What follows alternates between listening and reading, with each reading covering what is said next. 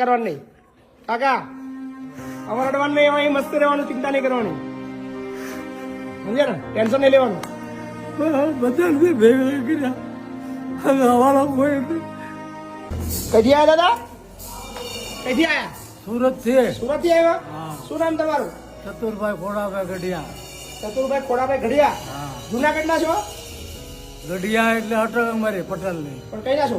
મૂળ ગામ તમારું? મૂળ ગામ ધંધુકા પાસે રોજિત. ધંધુકા પાસે. એવું છે? સુરતમાં કોણ કોણ છે તમારા ઘરમાં? તમારા ઘરમાં કોણ કોણ છે સુરત? અમારા ગામમાં છોકરા છે, છોકરાની વહુ છે. એવું છે? અમારા ઘરના નથી વે વરે. અચ્છા, એટલે અહીંયા રહેવા આવ્યા? આ રહેવા આવ્યા. કેમ રહેવા આવ્યા? ઘરના લોકો શું કહે છે? ઘરના લોકો નથી કહેતા કે ઘરના લોકો એમ કે મેં પૈસા આપ્યા ને એટલે વારા કર્યા, વારાથી બીજાનો વારો આવ્યો એટલે લઈ જ ન ગયો. એટલે વારા પડ્યા છે તમારા? હા. કેવા વારા પડ્યા તમારા? એટલે વારા એટલે જમવાના રહેવાના જમવાના રહેવાના વારા? વારા કેવી રીતે કેવા વારા? એમ સમજાવો થોડું. 6 મહિના રહેવાના વારા પડ્યા હતા. 6 મહિના બીજા છોકરાને ઘેર? 6 મહિના નાના ભેગો રહ્યો. હા.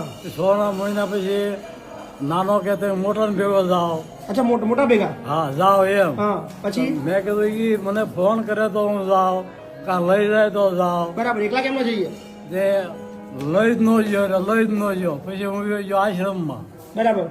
આશ્રમમાંથી પાછો 6 મહિના રહે અને ઢાંગલા દામનગર પાસે ઢાંગલા ગામ છે મંદિર સ્વામિનારાયણનું. ના 18-19 મહિના રહ્યો. બરાબર. લ્યો મંદિરોની સેવા સ્વામિનારાયણ ભગવાનની કરતો હતો. બરાબર. આરતી પણ કોઈ ચિંતા નહીં, આપણે કોઈ વારા બારા નહીં પડ્યા, અહીં આખી જિંદગી રહેવાનું. મને કયો, મને ખબર જ છે. મને હું ભાઈ જે મને મોકલ્યો ને એ ભાઈ મને બધી વાત કરી હતી. અચ્છા, લ્યો ચાલો સરસ. લ્યો શું નામ તમારું? ચતુરભાઈ ચતુરભાઈ ખોડાભાઈ ગઢિયા. ઘડિયા. કોઈ ચિંતા ના કરો, બરાબર ને? આરામ કરો. આહિર સંબંધ તમારો? આહિર છો ને તમે? પટેલ. પટેલ.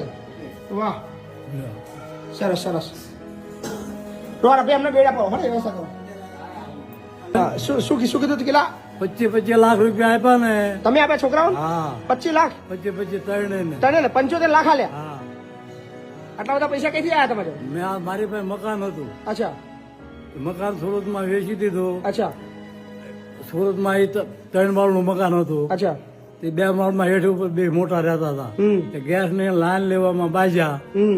પછી એવડા ભેગું હાલે એવું નતું. પછી સમજૂતી કરીને વેચી દીધું. 3 ને 25 લાખ રૂપિયા આપ્યા. તમારે જો કેટલા રાખ્યા? તમારે જો રાખ્યા નહીં પૈસા? મેં રાખ્યા હતા 1.5 લાખ રૂપિયા. ખાલી 1.5 લાખ? હા પણ આપણે કીધું પૈસા શું કરવા?